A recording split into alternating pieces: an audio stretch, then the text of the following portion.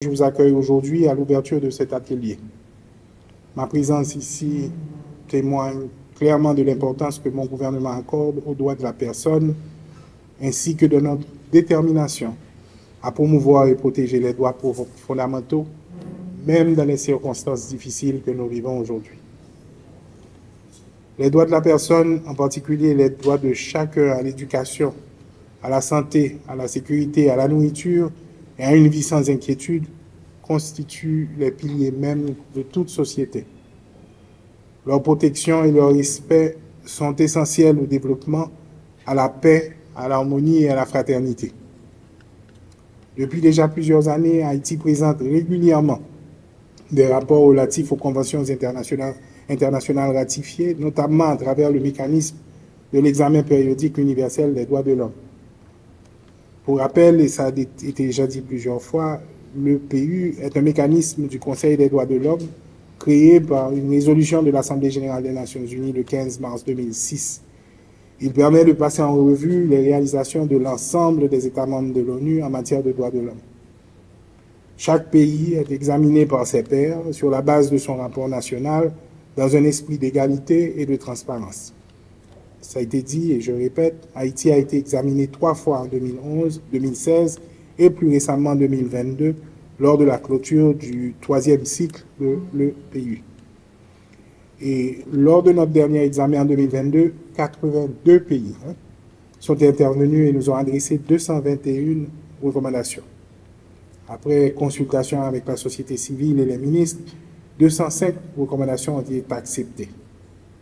Évidemment, je tiens à reconnaître l'excellente collaboration entre le gouvernement haïtien via le comité interministériel des droits de la personne et les Nations unies représentées par la section des droits de l'homme du BINI. Et cette collaboration a permis l'élaboration d'un projet de plan national d'action nationale des droits de l'homme, l'organisation de formations pour renforcer les capacités et la mise en place d'une base de données pour un meilleur suivi des recommandations de l'EPU. De plus, une campagne de divulgation des recommandations a été réalisée dans le Grand Nord et le Grand Sud, informant et impliquant les populations locales. Le présent rapport fait état de la mise en œuvre des recommandations sur les 2 dernières années, des efforts accomplis et des progrès réalisés. Aujourd'hui, c'est donc avec plaisir que le gouvernement vous accueille pour discuter et recueillir vos recommandations sur ce rapport, car vous êtes nos premiers partenaires.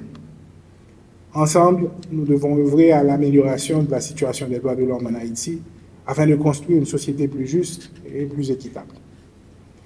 Nous devons créer les conditions nécessaires pour le respect des droits de chacun. Cela inclut la recherche de la paix et de la sécurité, la réduction de la circulation des armes et de la violence et le retour des personnes déplacées dans leur localité pour une vie normale. Nous devons également veiller à ce que l'éducation soit accessible à tous, améliorer l'accès aux soins de santé, augmenter le nombre d'établissements de santé et de personnel médical, lutter contre le chômage par la promotion des investissements et augmenter le nombre d'écoles professionnelles, les programmes d'aide sociale dans les quartiers défavorisés. En d'autres mots, on a une bonne idée de quoi faire. Et on sait quoi faire depuis longtemps. La question fondamentale, c'est pourquoi est-ce qu'on n'a pas pu le faire jusqu'à présent et qu'est-ce qu'on va faire différemment pour que dans un avenir très proche, on puisse montrer un progrès concret sur ces différents dossiers. Je pense que ce qui serait dommage, c'est qu'on se réunisse encore chaque année et on a le sentiment que ces différents dossiers, ces différents défis reviennent. Il est temps que la société haïtienne, que le peuple haïtien, que les communautés haïtiennes voient, constatent, vivent des progrès réels en matière de droits dans leur vie quotidienne. Et c'est ça l'engagement du gouvernement de transition. Pour finir, évidemment, je voudrais remercier le Haut Commissariat des Nations Unies aux droits de l'homme et la section des droits de l'homme du BINU pour leur excellente collaboration dans la réalisation de cet atelier. Je vous demande de sortir de cette pièce avec des recommandations concrètes, bien identifiées dans le temps, pour pouvoir tenir à la fois le gouvernement et ses partenaires imputables de résultats. Et je vous demande d'utiliser les différents réseaux et l'accès que vous avez pour nous rappeler de manière continue qu'on a un progrès à réaliser ensemble. Je souhaite que les représentants des institutions présentes profitent pleinement de cet atelier. Évidemment, je vous souhaite bon travail. Merci beaucoup.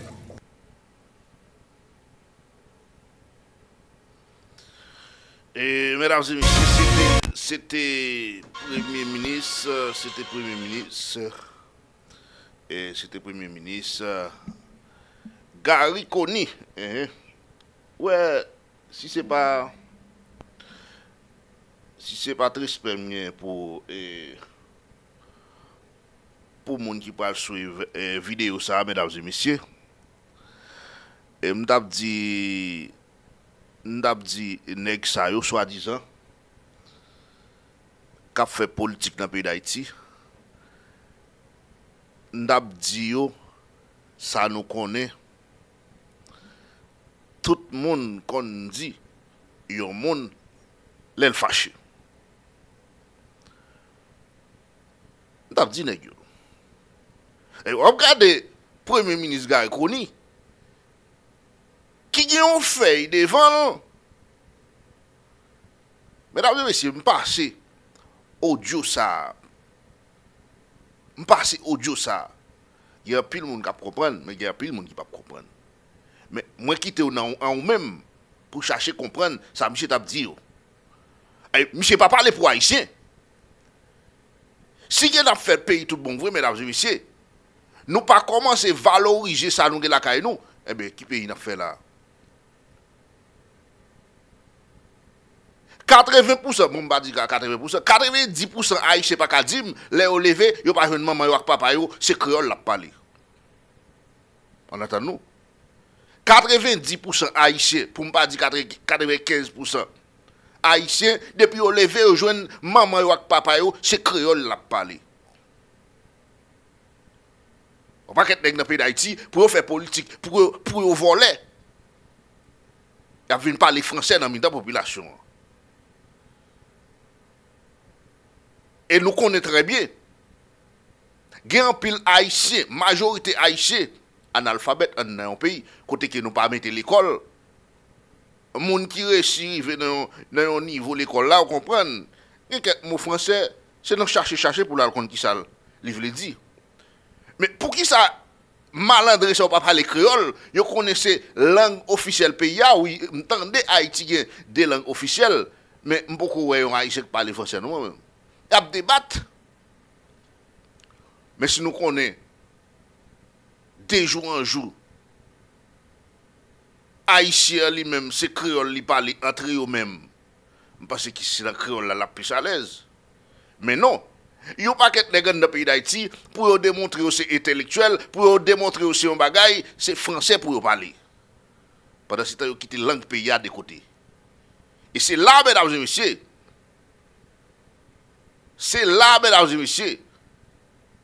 nèg yo démontré ou pays ça lui-même c'est ça le cas là la yo besoin c'est l'argent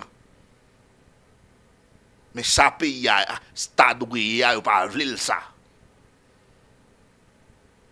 ou même ou ta doué yo pas vle ou ça parce que si langue pays a mesdames et messieurs nèg a ignorer comme ça ben c'est qui nèg yo même yo pas ba ou valeur yo pas bay richesse pays à valeur yo pas bay culture pays à valeur y a parler français c'est une façon ou même pour pas comprendre ça qu'a fait là ou même qui était analphabète ou même qui pas arrivé loin l'école pour pas comprendre ça qu'a fait là yo nèg ka di ça nèg a parler français pour l'autre pays ka comprendre mais non ou dans pays où on fait politique dans pays où c'est l'autre pays qui supposé mettre interprète sur place pour traduire ça dit pour chercher comprendre ça dit dans la langue pays où mais malandré dans le pays d'Haïti il oublié net si il y a une langue créole qui existait il oublié il y a une façon pour voler bien dans le pays mais là oui c'est fait vidéo ça je suis capable de parler avec nèg yo pour me faire reconnaître. Pas bon ici, fréquent, une autorité pour ta venir prendre l'autre langue, venir parler dans le pays. Une autre nation débarquée, une autorité de l'autre nation débarquée, la débarquée à interprète. Pour moi-même, la langue française à lui-même, il existe dans le pays, mais il faut que nous soyons conscients. C'est juste un après que ce bagage français ça vient atterrir dans le pays. sous l'autre génération, vous comprenez, tout neuf. Mais longtemps, pas de dans niveau ça là qui a dit, l'elle t'est levé pour le parler, maman là, papa, c'est créole, il t'a parlé.